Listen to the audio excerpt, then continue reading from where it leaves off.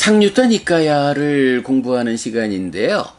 지금 1권에 속한 제1번 상류타, 천신상류타하고 그 중에 세 번째 품, 사띠와코, 칼품의 7번째 경, 사라숫당 해서 흐름경입니다.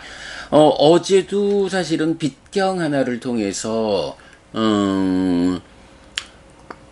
부처님의 깨달음이 사실을 비친다. 그리고 그 깨달음 이면에서 작용하는 5번째 빛은 없다. 라고 해서 무화가 선언되는 이런 부분까지도 보았었죠. 사실은 짧은 개성으로 구성되었지만 그 의미를 자세히 파악해 들어가면 굉장히 심오한 주제들을 다루고 있다라는 거 우리가 잘 느껴가면서 지금 공부하고 있습니다. 자, 오늘은 27번 흐름경입니다. 사라숫당인데요. 자, 이 사라라는 말이 흐름이라는 의미도 있고 또 기억이란 의미도 있어요. 여러 의미가 있는데 우리가 약간 지금 좀 살펴볼 거로는 흐름이란 의미하고 기억이란 의미가 있다. 그래서 보면 우리 신념처경에서 신념처 수행을, 그러니까 몸에 속한 사띠를 닦고 많이 행할 때 제가의 삶에 연결된 사라상가파, 기억과 사유가 버려진다. 이렇게 나오죠. 바로 그 사라상가파, 기억과 사유, 고사라, 기억이라는 의미를 가지는 단어인데요. 일반적으로 요 사라숫당을 흐름경이라고 이해하고 있는데 좀 생각을 해봐야 할 것 같아요. 이게 흐름이라고 번역하는 게 옳을지 기억이라고 번역해야 하는 게 옳을지 일단 좀 같이 보겠습니다.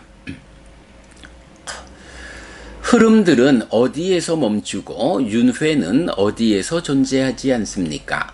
어디에서 명과 색이 남김없이 멈춥니까?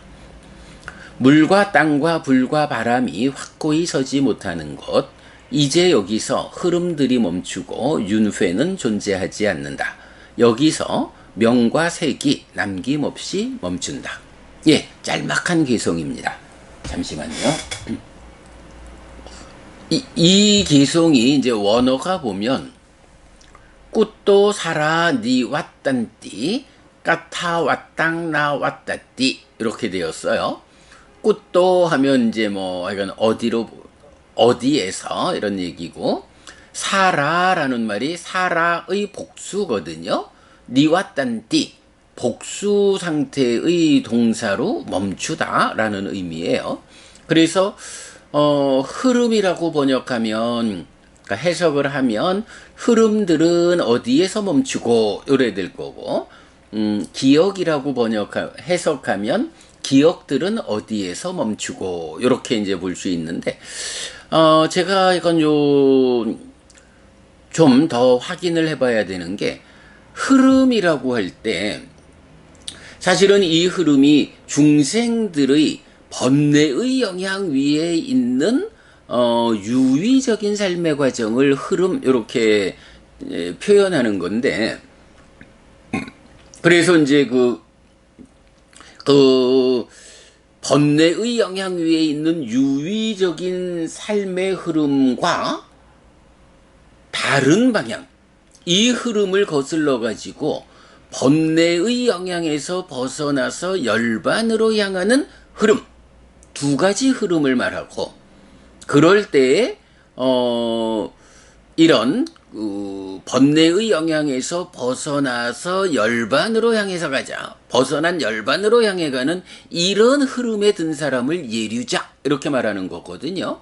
그래서 일반적으로 중생들의 삶은 이런 번뇌의 영향을 받는 유의적인 삶의 과정이요, 탐진치가 함께하는 삶의 과정이요, 요렇게 흐름을 말하고, 이 흐름과 다른 흐름으로는 깨달음으로 나아가는, 그래서 그 깨달음으로 가는 흐름에 들어서면 예리자 이렇게 성자로서 불리는 이런 흐름이 있는데 제가 하여간 좀 더 용례를 찾아봐야 하는 게 이 흐름이 중생들의 유의적 삶이라는 이 흐름이 복수로 나타나는 경우가 있는지 조금 애매해요. 만약 이 흐름이라는 말이 복수로 나타난다면 뭐 여기 이 문장에서 꾸또 사라 니 왓단띠 해서 니 왓따띠라는 동사의 복수 형태가 나타나고 주어도 사라 해서 복수니까 흐름들은 어디에서 멈추느냐 이렇게 해석을 해도 되는데, 만약에 흐름이라는 이 단어가 이런 중생들의 유의적인 삶의 과정으로의 흐름을 말할 때 복수로 나타나지 않는다라고 하면 이 단어는 여기서는 흐름이 아니라 기억으로 번역을 해서 기억들은 어디에서 멈추는가 요렇게 번역을 해야 할지도 몰라요. 요 부분을 하여간 제가 좀 숙제로 남겨놓겠습니다. 흐름이 복수로 쓰일 수 있는가, 중생들의 삶을 말하는 그 흐름, 아니면 기억이라는 거는 뭐 삶의 매 순간의 삶의 과정에서 식이 머무는 거, 그게 기억을 몸통으로 머무는 이런 식 자체가 중생들의 삶의 영역에 있을 때 기억이고, 그러한 식의 소멸이라고 하는 것이 유의적 삶을 벗어난, 그래서 식이 머물지 않게 되는, 이래 되니까 식이 머물지 않게 되는 그 상태를 기억들이 멈춘다 이렇게 표현하는 것은 좀 타당할 것 같아요. 그 관계는 좀 더 살펴보도록 하겠고요. 그 다음에 까타 왓땅 나 왓따띠, 왔다라고 하는 단어가 상사라라는 단어하고 같이 윤회를 지시하는 말이죠.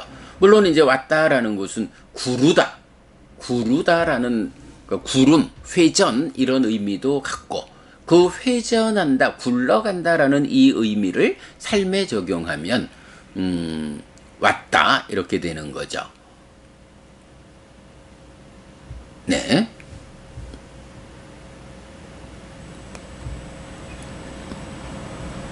그래서 부처님을 말할 때 위 왔다 차도라고 하면 위 왔다, 윤회에서 위 떠나는, 벗어난, 그리고 차도 하면 장막, 이래서 윤회의 장막을 벗긴 자 이럴 때 위 왔다 차도 이렇게 말하죠. 부처님을 말하는 표현의 하나죠. 그럴 때 바로 왔다, 이것이 윤회를 지시하는 거죠. 위 왔다, 윤회에서 벗어남, 위 왔다 차도, 윤회의 장막을 벗긴 자 이렇게 이제 표현되는 거죠. 그래서 윤회는 어디에서 나 왔다띠, 왔다띠라는 동사도 뭐 구르다 또는 있다 이런 두 가지 의미가 있어서 뭐 구른다라는 원래의 의미로는 어디서 이 구름 굴러가는 것은 어디서 구르지 않습니까? 이렇게 봐도 되는데 뭐 그냥 뭐 굳이 그렇게 안 해도 왔다라는 말 윤회 직접 번역을 하면 되죠. 그래서 윤회는 어디에서 존재하지 않습니까? 까타 나만저 루판저 아세상 우파 루짜띠 해서 나마 루파 명과 색이죠. 아세상 남김없이 우파 루짜띠 멈춥니까? 자, 그래서 이제 질문이 세 가지가 멈춘다라는 것을 말하는 거예요. 하나는 흐름이라는 게 어디서 멈추죠? 윤회라는 게 어디에서 존재하지 않을까요? 명과 색이 남김없이 멈추는 자리는 어디일까요? 이렇게 셋을 말하고, 그랬더니 이제 부처님이 질문에 답하지요. 물과 땅과 불과 바람이 확고히 서지 못하는 것. 이제 여기서 흐름들이 멈추고 윤회는 존재하지 않는다. 여기서 명과 색이 남김없이 멈춘다. 이 세 가지 질문, 흐름이 멈추고 윤회가 존재하지 않고 명과 색이 남김없이 멈추는 요 자리가 어디입니까? 라고 할 때 물과 땅과 불과 바람이 확고히 서지 못하는 곳, 이렇게 답하고 있어요. 어려운 얘기가 요거죠. 세 가지 질문에 대해서, 자, 흐름이 멈춘다라고 하는 것도 중생들의 삶의 과정을 끝냈다 하는 얘기죠. 윤회가 존재하지 않는다. 윤회에서 벗어났다. 깨달음이다. 명과 색이 남김없이 멈춘다. 명과 색이 조건이 되어서 식이 함께하면 나라는 중생의 존재. 식과 명색이 함께함. 여기서 명과 색이. 그래서 이제 보면 집착의 양상경 얼마 전에 보았지만 명과 색의 자라남이 식의 자라남이고 명과 색의 줄어듦이 식의 줄어듦이다. 이런 관계를 보여주고 있잖아요. 그러니까 이 모든 게 식이라는 이 마음이 몸으로 가서 몸에 구속된 그런 삶을 살고 있다. 몸에 구속된 중생의 삶을 꺼내놓고 이 식이, 그러니까 마음이 몸에 구속되어서 중생이 된 상태가 어떤 상태냐?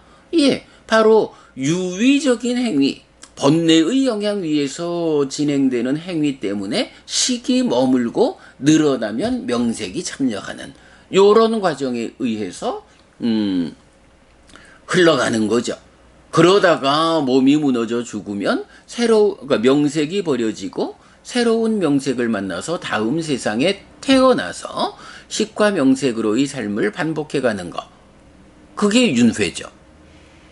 네, 흐름이라는 것도 윤회도 명과 색의 문제도 모두 그래서 우리가 우현경을 중시하는 거예요.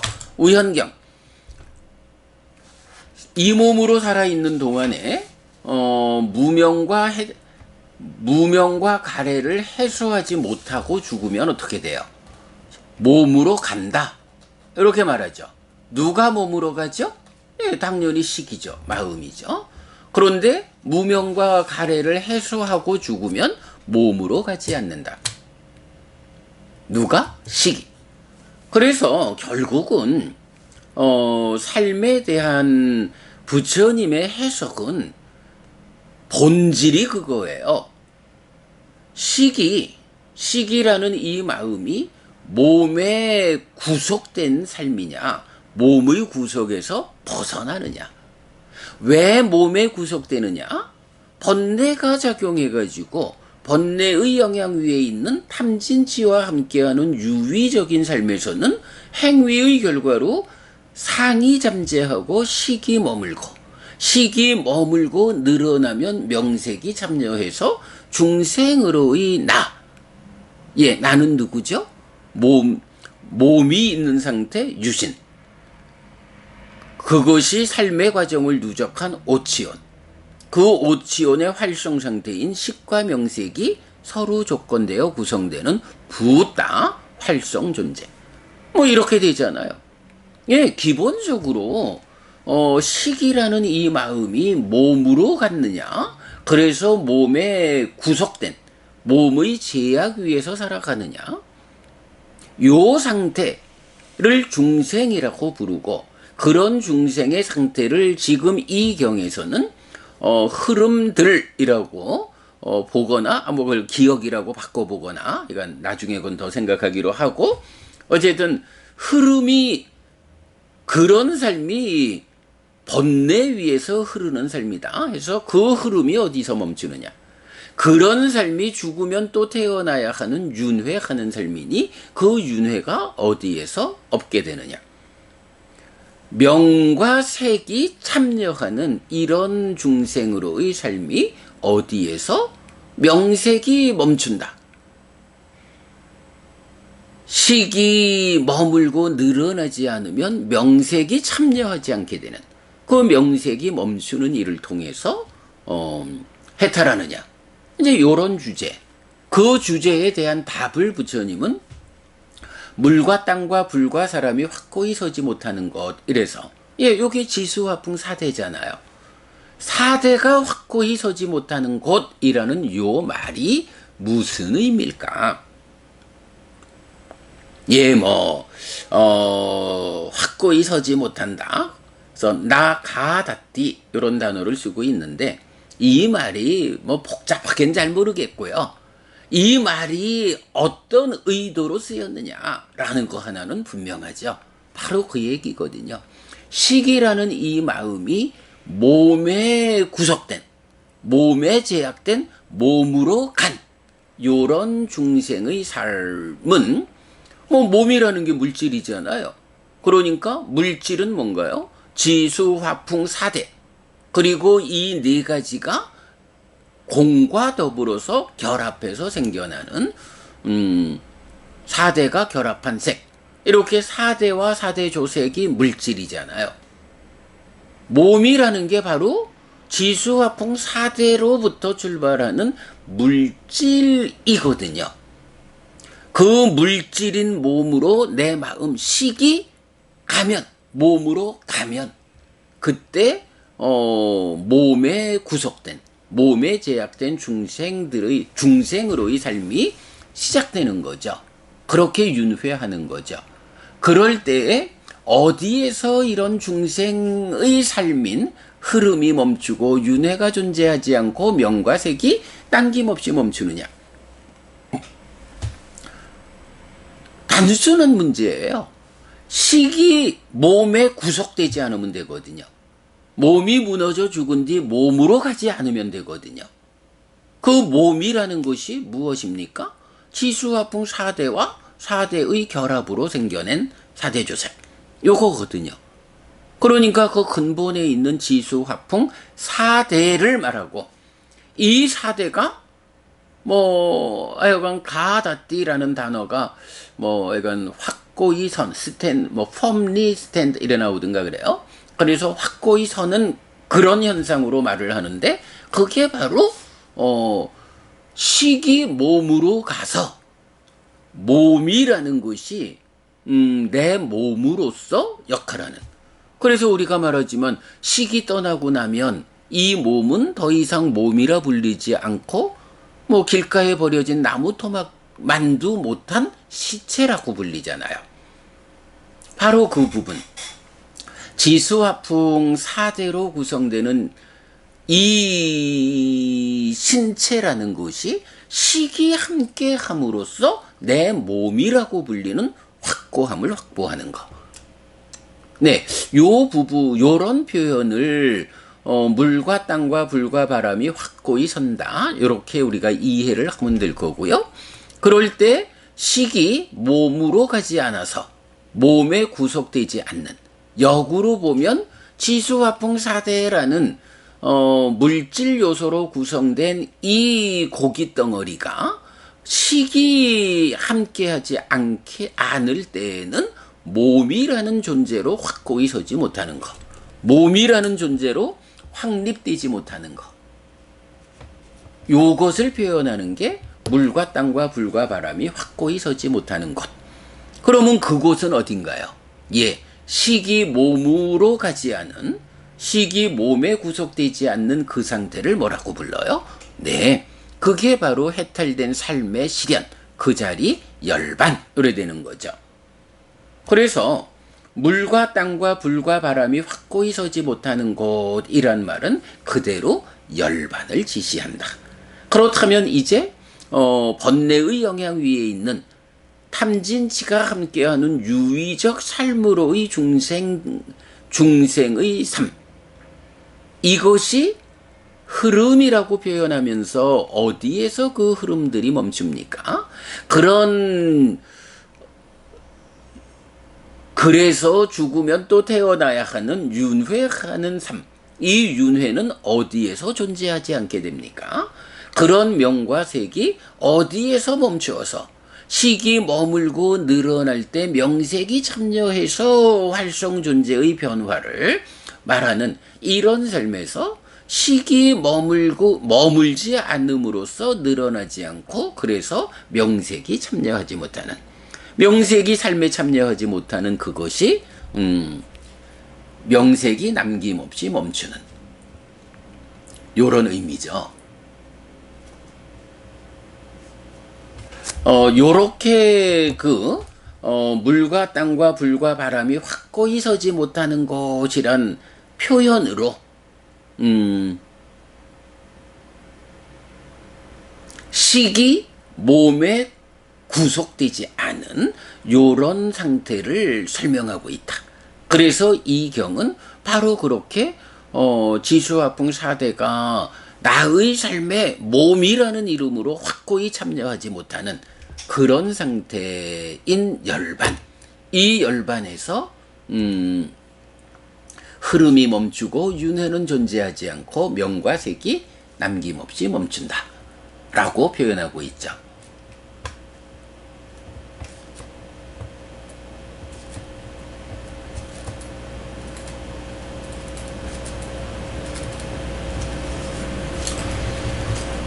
제가 요걸 하여간 나중에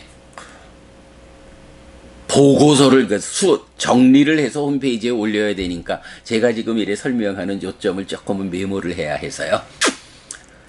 자, 이렇게 흐름경의 주제는 설명이 됩니다. 자, 그런데 이제 이 주제와 관련해서는 아주 유사한 내용을 설명하는 경이 또 하나 있어요.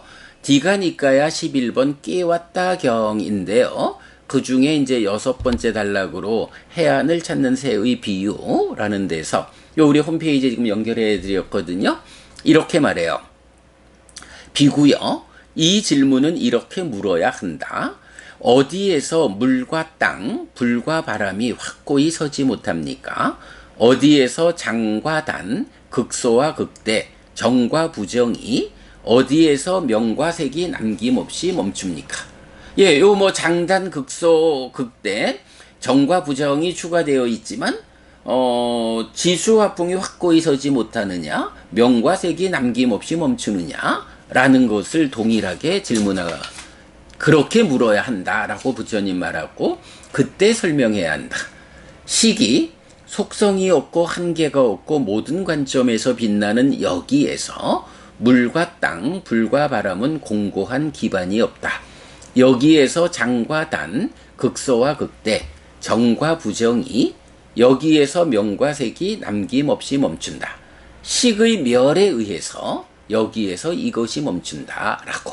네, 답을 이렇게 하죠. 식이 속성이 없고 한계가 없고 모든 관점에서 빛나는 자리, 여기에서 치수화풍 4대는 기반을 상실한다. 명과 색이 남김없이 멈춘다. 그리고 그것이 식의 멸에 의해서 이렇게 나타나죠. 식의 멸이라는 게 뭔가요? 식이라는 것이 깨져서 없어지는 거? 요거 아니죠. 우리가 소멸이라는 개념을 분명히 해석하고 있어요. 번뇌들의 부서짐에 의해서 무명이 버려지고 명이 생기는 요 과정. 요 과정이 뭔가요? 예, 이게 바로 지혜의 완성 과정이고 이것이 윗바사나이잖아요. 바로 그런 식의 멸, 지혜의 완성 과정으로 번뇌가 완전히 부서져서 무명이 버려지고 명이 생겨나는 이 일의 완성, 요게 식의 소멸이다. 그렇게 식이 소멸한 자리는 뭔가요? 그럴 때에 무명과 가래가 해소되어서 몸으로 가지 않게 된, 몸으로 가지 않음으로써 열반이 실현된, 그 열반이 실현된 식을 어떻게 표현해요? 속성이 없고 한계가 없고 모든 관점에서 빛난다. 바로 그런 식이 속성이 없고 한계가 없고 모든 관점에서 빛나는 여기라는 말이 뭐예요? 식의 멸에 의해서 번뇌의 부서짐에 의해 무명이 버려지고 명이 생겨난 지혜의 완성, 윗바사나 수행의 완성으로 해탈지견한, 네, 요 상태가 열반이고, 그 열반이라는 여기를 식이 속성이 없고 한계가 없고 모든 관점에서 빛나는 그런 자리라고 표현하고 있죠. 네, 그런 점에서 보면 요 깨왔다 경의 요 설명하고 오늘 공부한 27번 흐름경하고가 잘 연결되어 있죠. 예, 어쨌든 뭐 여러분 한 가지 개념으로 보면 됩니다. 시기, 이 마음이 몸에 구속된 삶의 상태. 왜 몸에 구속되느냐? 번뇌의 작용으로 탐진치가 생겨나는 유의적 삶의 과정에서는 식이 몸에 구속된다.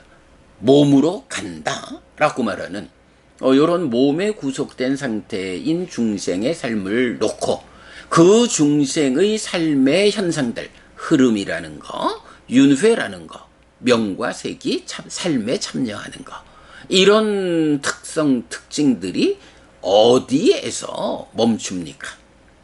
어디가 중생으로의 유의적 삶, 번뇌들의 영향 위에 있는 삶이 해소된 자리입니까? 라고 할 때 부처님은 열반이 그 자리다. 근데 그 자리가 어디냐? 지수화풍 4대로 구성된 이 몸이 내 삶에 참여하지 않는, 식이 몸에 구속되지 않는, 달리 말하면 식의 소멸이 실현된 그 자리, 그 열반이 바로 지수화풍 4대가 확고히 서지 못한다, 내 삶의 몸이라는 이름으로 참여하지 못한다, 거기다. 이렇게 대답해 주는 거죠. 요 굉장히 어려운 개성입니다만은 그래도 우리가 늘 경으로 공부하는 가운데 몸에 구속된 삶이다라고 하는 이 핵심적 관점을 우리가 보고 있죠. 바로 그 몸에 구속된 삶이라는 요 관점에서 개성을 보고 깨웠다 경의 개성과 연결하고 이래야 하면 이 개성이 잘 풀어지죠. 네.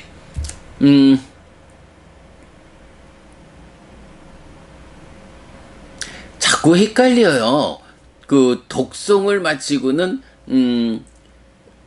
스키너호타 여러분 모두 행복하시기 바랍니다 하고 독성을 마치고 이제 우리가 공부를 시작하고, 이 공부를 마칠 때는 이제 제가 마치는 멘트를 하는데 이게 앞인가 뒤인가 헷갈려가지고, 예, 어쨌든 네, 여러분 오늘도 부처님의 언어로 부처님의 가르침을 독송하면서 하루를 잘 시작했습니다. 잘 시작한 오늘 하루 여러분 내내 편안하시고 이익과 행복을 쌓는 시간 되시기 바랍니다. 함께 해주셔서 고맙습니다. 여러분 행복하십시오.